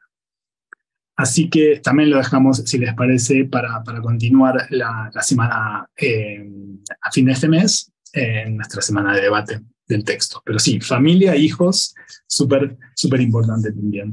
También, ahí leo los que van ahí que dejaron, pero también si alguno de ustedes tiene una propuesta de algún otro tema, que no sean los globitos que nos dejó Baña o los que estamos mencionando ahora, hijos, también nos puede proponer, ¿no? Como parte de este club, pueden decir, me parece que sería interesante que todos pensemos para la lectura tal o cual tema. Así que gracias, Sara, por traer eso a colación. Tengo que empezar desde abajo, yo no sé cuál es el primero aquí, me parece que el primero fue el de Umi-san.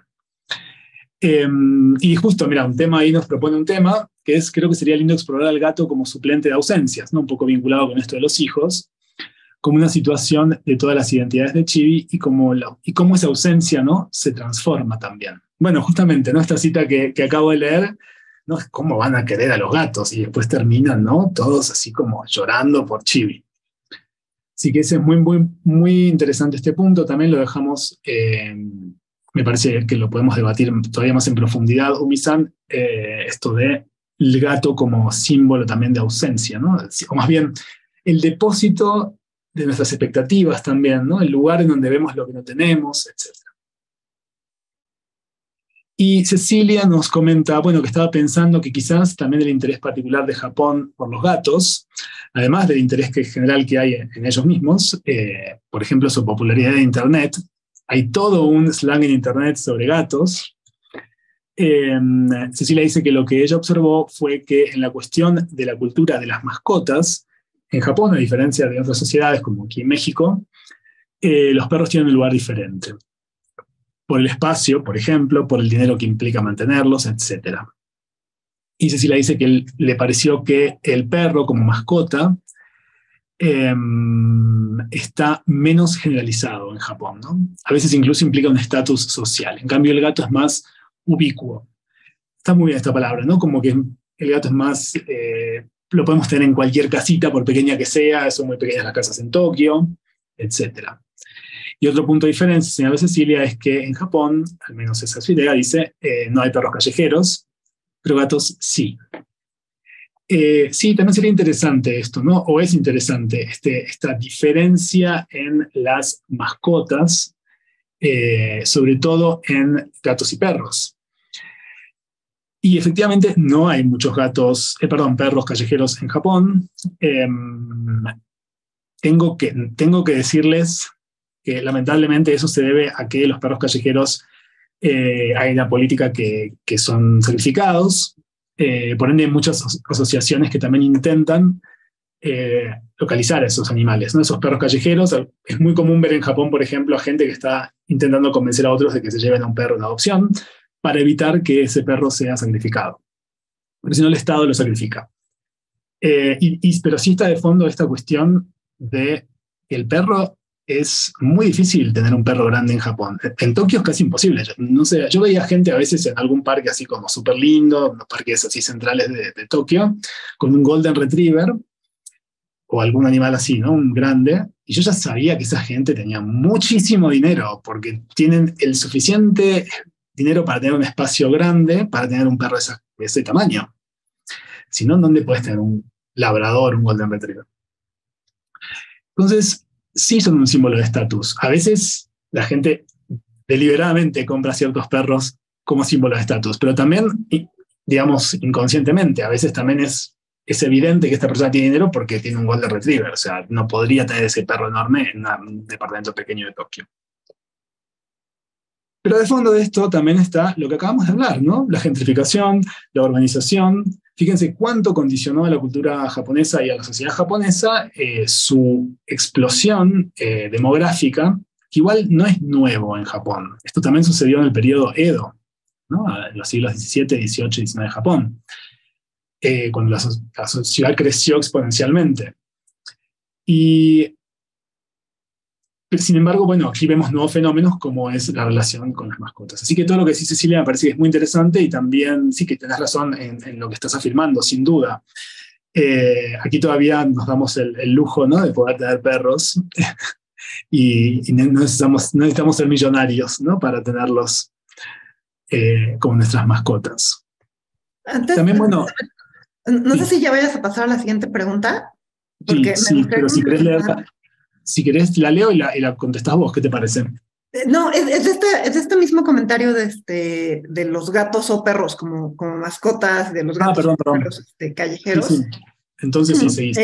Yo acabo de estar en Egipto y regresé escandalizada de la cantidad de gatos callejeros, porque justamente la sociedad donde hay primeros registros que eran, los gatos eran deidades, es en Egipto, ¿no? Y en el mundo musulmán también los gatos tienen muchísimas más preferencias que los perros, que de hecho no son bien vistos, y aún así tienen un problema, yo opino, de salud pública con sus gatos callejeros. Entonces, de pronto me pareciera que la narrativa y la literatura van por un lado, colocando en un lugar a los gatos, y por otro sales a la calle y hay 50 gatos, de los cuales 40 son bebés, y que están en la calle enfermos, y quién sabe con qué expectativas de vida. Y ahí me parece también que hay diferencias culturales, ¿no? Porque entonces, o sea, nos dices, por un lado, si ves las fotos de los gatos y de los perros japoneses, y son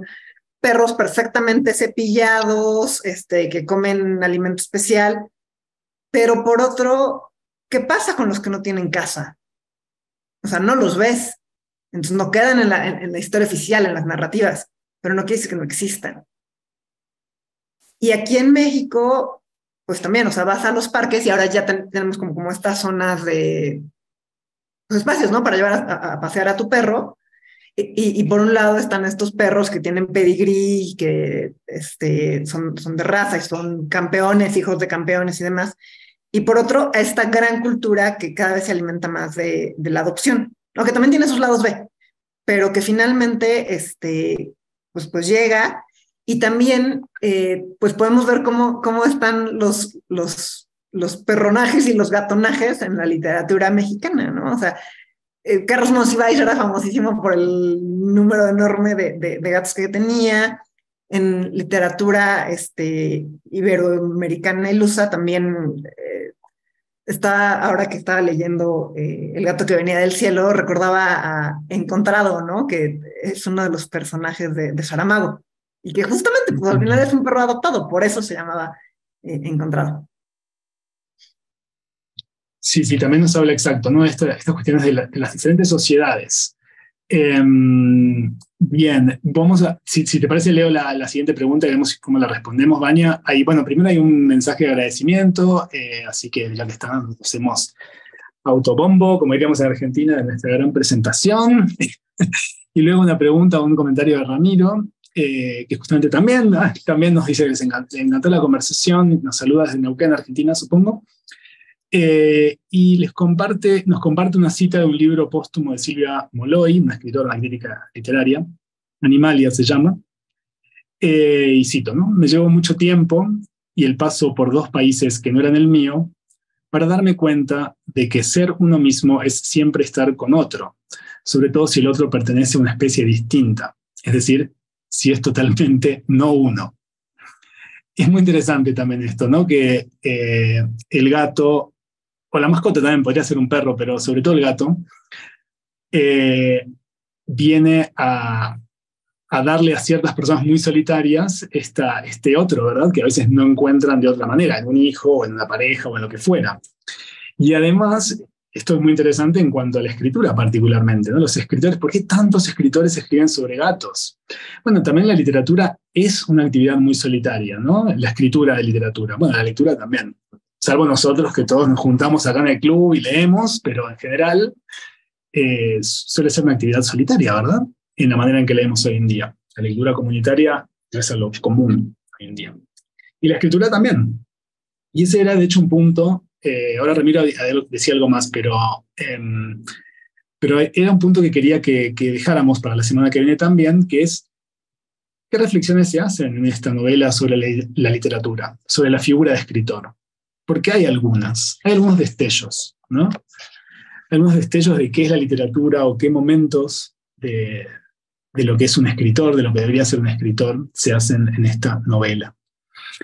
Pero bueno, lo dejamos también para la semana que viene y nos quedamos con esta idea de la semana que viene, no, perdón, a fin de mes, y nos quedamos con esta idea de justamente, ¿no? Cómo el gato también viene a darnos una presencia de una otredad, y para un escritor, con su actividad tan solitaria, bueno, ¿no? Justamente, qué mejor que un gato, ¿no? Para esa compañía. Muchas gracias, Ramiro, entonces, y voy a seguir con la siguiente pregunta. No sé si tienes un comentario sobre eso, pero si no sigo, Vania. Nos deja una pregunta, no, que es si nosotros consideramos que dentro de este libro podemos encontrar alguna premisa que nos hable acerca de los compromisos que tenemos o no tenemos hacia los animales. Así que esto me sorprendiste un poco con esta pregunta. No está tu nombre aquí, así que no puedo citarte. Pero es cierto que no es una novela que ponga en primer plano, me parece, no sé qué te parece a vos, Maña, pero no creo que ponga en primer plano la cuestión animal, ¿no? Los derechos de los animales. Me parece que no es eso, ¿no? Lo que está de fondo. Es una... Yo creo, de las novelas que yo he leído de gatos, sobre todo de gatos, me gustaría regresar a... Umi lo ponía como que tiene una gatonalidad poliédrica, ¿no?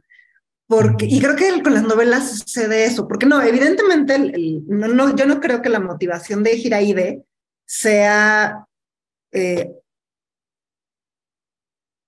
encontrar alguna premisa acerca de los compromisos que tenemos o no hacia los animales. No creo que haya sido uno de sus objetivos implícitos, no creo que sus objetivos eran otros. Sin embargo, creo que sí se presta a la reflexión. Y uno de los conceptos que no puse, pero que también es muy interesante cuando contrastamos a las sociedades latinoamericanas con la sociedad japonesa, que es el concepto de libertad. El concepto de libertad en las mascotas, o sobre todo en los gatos, bueno, ¿cómo es un gato libre? Pues un gato libre es el gato que sale, es el gato que no pertenece a una sola familia, que no está confinado a un departamento y puede entrar y salir cuando quiera. Eso es un gato libre. Y así es Chibi, ¿no? O sea, Chibi llega con esta pareja porque él tiene la libertad de entrar y salir de la casa de sus dueños, de sus humanos, ¿no? Por decirles de alguna manera. Y entonces la familia, o sea, la pareja, pues, le deja abierto la tobira para que pueda entrar y salir, e incluso elige su rincón favorito porque es el asoleado, ¿no? Entonces ahí a mí me empezaba como O sea, sí me interpelaba porque pues mis gatos sí son gatos de departamento perfectamente encerrados, por un lado. Pero por otro, y otra vez voy a intentar no spoilar nada, pero conforme nos acercamos al final de la novela, se te empieza a poner la piel de gallina porque dan otros elementos que dices, ¿y si la puerta hubiera estado cerrada? Y les voy a leer de otra novela de las que les compartí hoy, justamente para demostrar que estas características no son exclusivas de la literatura japonesa. Una parte de esta novela del gato que curaba corazones, que evidentemente no es de los capítulos, me parece, centrales para la autora, porque la intención central de la autora, desde mi interpretación, es poner en evidencia las debilidades de la sociedad contemporánea, de una mujer divorciada, de una familia de migrantes, ¿cómo les dicen? De estos hombres como que pareciera que quiere estar soltero, pero en las noches llora porque se siente solo, ¿no? Entonces, por allá gira la trama de la novela, pero hay un par de capítulos de cuando el gato tiene que dejar su primer departamento porque su dueña, que ya era una señora viejita, fallece y los hijos no quieren saber nada del gato y que llega a estas familias, que es donde se desarrolla toda la novela. Hay una parte donde el gato tiene que llegar a encontrar este nuevo barrio, que creo que sí cumple con estos compromisos que nos mencionaba. Les voy a leer un par de párrafos. Dice, sin embargo, adelgazaba más y más cada día. Mi pelo, en otros tiempos reluciente, se me había caído ahora en algunas partes. Estaba cansado y tenía frío. Ni siquiera sabía cómo había conseguido sobrevivir, ni tampoco imaginaba que la vida pudiera ser tan dura. Me sentía más triste de lo que jamás había estado y más solo de lo que creía posible. Cuando dormía, tenía pesadillas y cuando me despertaba, recordaba la situación en la que me encontraba y lloraba. Estaba pasando un momento muy duro y a veces lo único que deseaba era que todo acabara pronto, pues no sabía muy bien cuánto tiempo podría seguir aguantando. Entonces, si eso no nos hace pensar sobre nuestra responsabilidad de tener o no tener mascotas y las responsabilidades que tenemos con ellos, la verdad no sé qué pudiera hacerlo. Sí, sí, yo he pensado que siempre, finalmente siempre también, es muy interesante lo que planteaste, pero pensaba que también de fondo siempre estamos como escritores, como lectores, estamos imponiendo la mirada humana, ¿no? De alguna manera, estamos usando al gato o lo obligamos al gato a que hable de nosotros, sea en voz propia, digamos, cuando el gato de Haiwan Eco de Aro, en la novela de Soseki, habla en primera persona, en realidad está hablando un ser humano de fondo, ¿verdad? No es un gato que en ningún momento, digamos, finalmente lo que está de fondo es la conciencia humana, ¿no? Y aquí también lo que tenemos es la mirada humana sobre Chibi.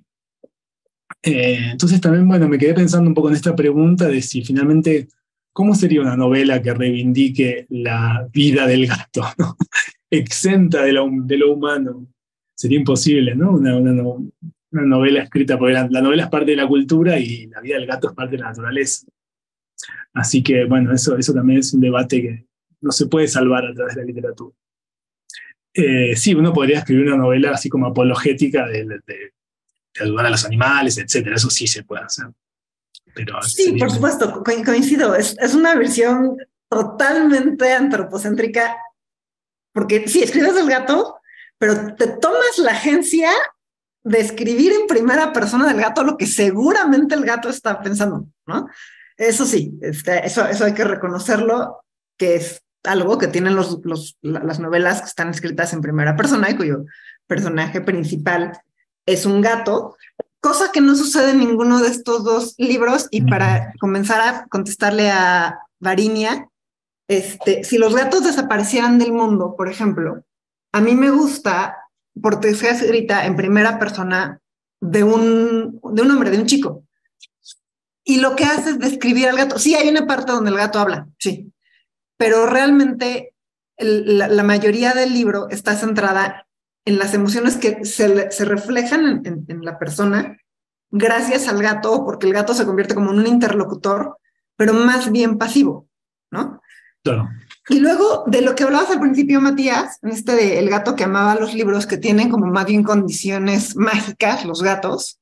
Sí, o sea, este gato aparece, desaparece, solamente le entienden personas con ciertas características. Entonces no es realmente el gatito que tienes de mascota, ¿no? Es como algún tipo de kami, ¿no? Que puedes interactuar con él para llegar a otras, no sé, a otras maneras de percibir el mundo. Este es El gato que amaba los libros y es de Sotsuke Natsukawa. Y el que no es literatura japonesa, pero me parece que se alinea muy bien con los temas que estamos platicando ahora, es El gato que curaba corazones, de Rachel Wells. Y son los libros que tengo en este momento aquí. Y mencionamos también el libro Yo soy un gato, que lo tengo por algún lado.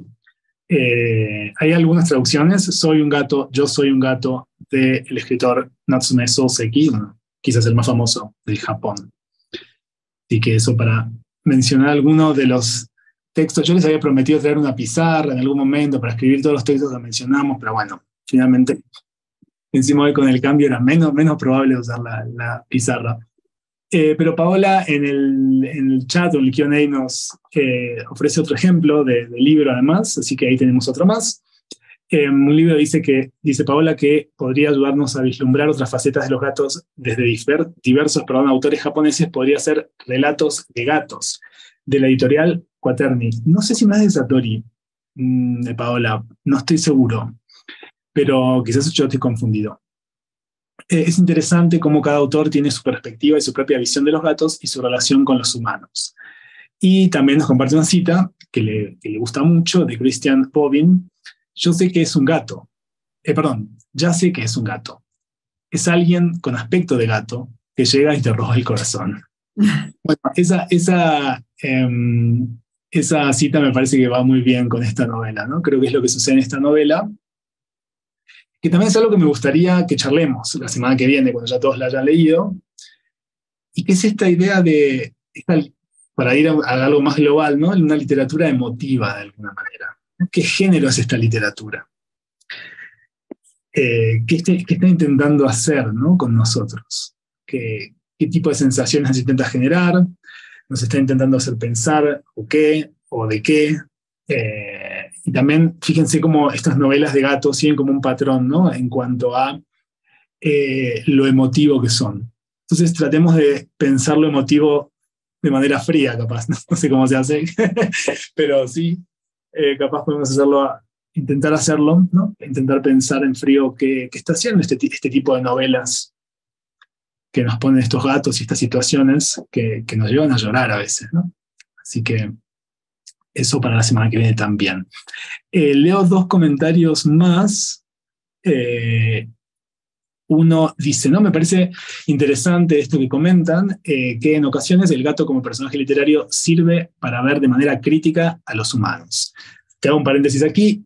Esa es, por excelencia, la novela Yo soy un gato de Natsume Soseki, ¿no? Es ese gato construido como ese narrador gato viene a criticar a los seres humanos. O sea, todo el tiempo se la pasa criticando a ese gato, a estos burgueses que no sé qué, que se la pasan hablando de filosofía, dice el gato. Así que es muy interesante esa novela de ese aspecto. Entonces, este gato crítico, continúa esta persona, esto como ejercicio literario es muy interesante, pero al final el gato me parece que es visto siempre desde lo que representa para los humanos, imponiendo nuestra mirada, ¿no? Que era un poquito lo que hablamos, debatimos velozmente con Baño. Y nos preguntan si podríamos hablar de otros autores, autoras japonesas, que quizás hablen de los animales desde otra perspectiva. Y nos trae el ejemplo de Memorias de un oso polar de Yoko Tawada. Que no sé si hemos mencionado esta novela antes, pero bueno, sí, es cierto, ¿no? Nos habla de los animales como una interacción, digamos, como con mucha más agencia, mucha más individualidad, quizás. Lejos de verlo como una una criatura en función de los humanos. Quizás algo que está entre ambas versiones es la novela Kamisama de Hiromi Kawakami, no sé cómo está traducida. yo supongo que está traducida a Kamisama también. Pero también es el encuentro, ¿no? De una persona de una mujer con un animal, de un oso justamente, pero hay una interacción allí. Entonces, quizás un punto intermedio entre esta visión del animal en función de los humanos, o esta visión del animal en sí mismo, quizás en el medio está otro libro, Kamisama de Hiromi Kawakami. Quizás puedan ahí chequearlo también. Si lo puedes escribir en el chat, te lo agradecería, Baña. Yo estoy en mi celular, les cuento, entonces si empiezo a escribir, todos, no sé, me van a ver así, ¿no? Como haciendo cualquier cosa. Y vamos con, wow, nos dejaron bastante preguntas. Ahí nos dejaron que no hay traducción al español. Umi-san dice, ¿no? No hay traducción al español de Kamisama de Hiromi Kawakami. La ama, dice. Así que bueno, ahí tienen a alguien ya una recomendación. Interesantemente hay una segunda versión de Kamisama, llamada Kamisama 2011, que es una reescritura de esa misma novela por Hiromi Kawakami misma, pero atravesada por el fenómeno de Fukushima, por supuesto, ¿no? 2011. Bien, vamos con el siguiente comentario un poquito extenso, así que voy a leerlo velozmente. Dice Anime 123, que cree que la escritura hacia los animales, en este caso los gatos, se debe a que depositamos mucho de nuestra vida, personalidad y sentimiento hacia ellos. He visto muchas ideas sobre la relación con los animales por encima de la de los humanos, que se prefiere convivir con ellos, por la manera de depositar mucho de nosotros en ellos sin sentirnos juzgados o ignorados. Esto es interesante también, ¿no? Cómo elegimos a veces a los animales, porque claro, no nos juzgan de la misma manera que los seres humanos.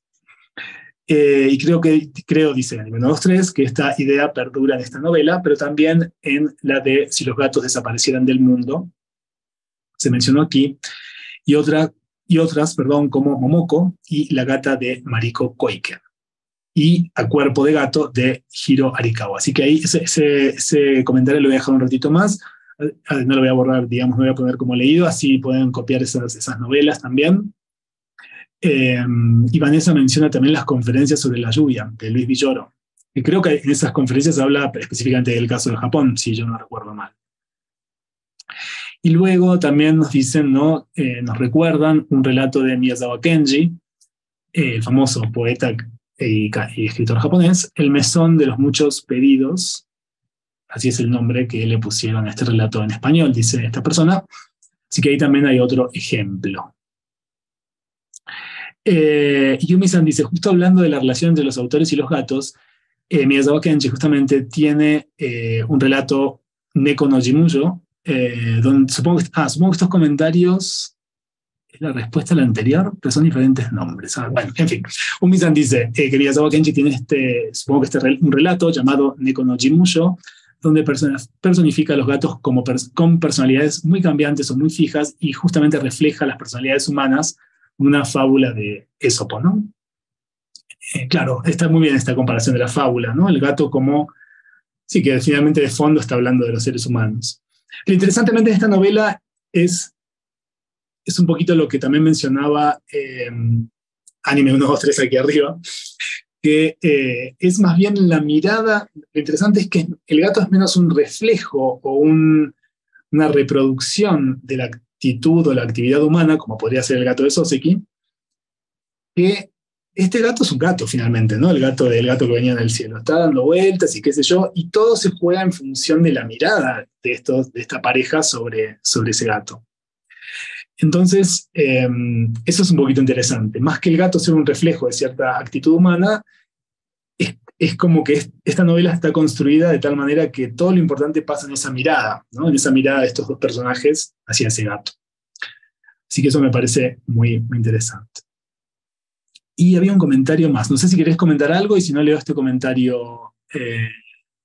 Sí, de la pregunta de obras literarias, novelas que tengan una perspectiva diferente, me acordé de Mi marido es de otra especie, de Yukiko Motoya, que son 4 relatos juntos. El primero es él, Mi marido es de otra especie, pero después hay otro, no es de gatos, es de perros, pero la aproximación es otra totalmente. O sea, no estamos hablando de la mascota recién cepillada que va a reflejar mi estatus, ¿no? Al contrario, o sea, habla de más bien perros medio salvajes, medio ferales, medio más bien lobos, que, que me parece que resignifican lo que puede ser el aislamiento, ¿no? Y entonces es muy interesante porque regresamos al tema de la soledad. Y ahí no es como las carencias que tengo con los humanos las suplo con mis perros, al contrario. O sea, como que estos perros salvajes terminan siendo también un vehículo de aislamiento e incluso como de disociación, ¿no? De la personalidad. Son relatos muy cortitos y en general me parece un buen libro. Mi marido es de otra especie. Se los pongo Perfecto. en el chat. Bien, voy a hacer una última mención de un libro, de nuevo, para hacer autobombo. No sé si se usa esta palabra en otros lados de Latinoamérica, pero en Argentina lo usamos mucho. Yo traduje un poemario del poeta japonés Hagiwara Sakutaro llamado Gato Azul. Bueno, es un poemario de la década de 1920, 1923, donde básicamente uno de los protagonistas es Tokio, ¿no? Y en ese Tokio está este gato azul, entre otras criaturas, a veces no vivas inclusive. Y es un Tokio desolador, que casi no hay personas. Pero está este gato azul, por ejemplo, o la momia de un ave, ¿no? Etcétera. Es una especie de símbolo de la soledad también, en este poemario de Hagiwara Sakutaro, Gato Azul. Bien. Vamos con la siguiente pregunta. Nos mencionan otro ejemplo de Miyazawa Kenji, un cuento que se llama Gauche, violonchelista. Así que ahí también hay otro ejemplo más. Y también dicen en las películas de Hayao Miyazaki, ¿no? La imagen del gato, ¿no? Siempre aparece, muy patente. Creo que leí todos los comentarios de recomendaciones. Voy a ir con un comentario un poquito más extenso de Ana, que dice, bueno, muchas gracias por permitir que estos espacios sean posibles para compartir en distintas latitudes, reflexionar y debatir sobre temas de literatura relacionados con la sociedad. Creo que va de la mano con la misión de la Fundación Japón para fortalecer lazos y difundir la cultura. Así que bueno, te agradecemos por tu agradecimiento, Ana, por participar también. En cuanto a los perros y también los gatos, aunque en menor medida, creo que sí son símbolos de estatus, ¿no? Pero por otro lado, me he percatado que las mascotas en general en Japón también son un medio de comunicación dentro de la familia, que les permite demostrar afecto y tener contacto físico. Nuevamente les agradezco por hacer este evento online y crear este espacio para compartir con los Kyaku. Así que es interesante esto, ¿no? El gato como vamos a usar una metáfora como aceite, ¿no? Que permite que funcionen mejor las ruedas de la familia. En los animales quizás como algo allí que permite que la familia funcione mejor.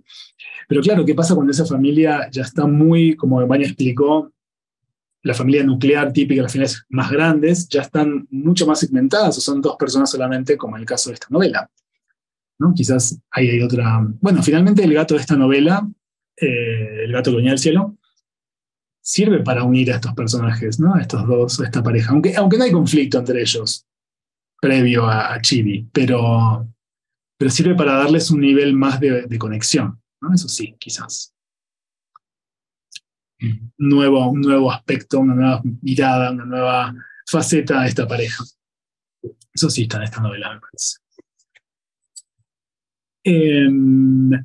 Creo que vamos a hacer un comentario más y ya luego hacemos un comentario si tenés final, Vania, y si no ya cerramos la sesión para vernos a fin de mes con la lectura ya hecha. El comentario final entonces vamos a hacer es de Paola.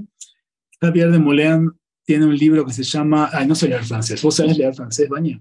Le Petit Chat est mort, con la traducción de Jorge Barge, Murió el gatito. Es un libro que afronta la pérdida de un gatito y las circunstancias particulares en donde se afrontan y develan la constelación de sentimientos de la familia del gatito. Esta pérdida les permite reconectar familiarmente. Bueno, ahí está lo que decía Ana, ¿no? Un poquitito. Es increíble, pero al mismo tiempo desgarrador, lo recomiendo mucho. Quizás es un ejemplo justamente de este gato como unión familiar, ¿no? Y también se conecta con lo que hablábamos antes, ¿no? Quizás con este gato como símbolo o como depósito de deseos, de expectativas. Quizás es necesario que algo venga y una de esta familia, ¿no? Entonces, bueno, el gato viene a cumplir ese rol. Casi redentor, podríamos pensar. Bueno, quizás en este título, El gato que venía del cielo, hay algo de redención, de advenimiento, que a mí no me gusta mucho. Porque de hecho hay un momento donde el gato va hacia el cielo, ¿no? Sube, pero bueno, en fin. Bien, vamos sí a cerrar la sesión, si les parece. Ya casi estamos llegando a las 2 horas. Así que yo quisiera agradecerles a todos, primero que nadie, a Vania, pero bueno, no sé si tienes algún comentario más, algún punto más que quieras mencionar, Vania. Sí, muchísimas gracias, Matías, y muchas gracias a todos por sus recomendaciones, por sus comentarios, por su análisis. Por supuesto, gracias a la Fundación Japón, a Matías por la convocatoria, por la organización de este círculo de lectura. Y también quiero agradecer a la gente que finalmente se pudo sumar porque nos pasamos a plataforma. Veo gente de Colima, de Guadalajara, bueno, de Nagoya. Está sensacional. Muchísimas gracias por conectarse.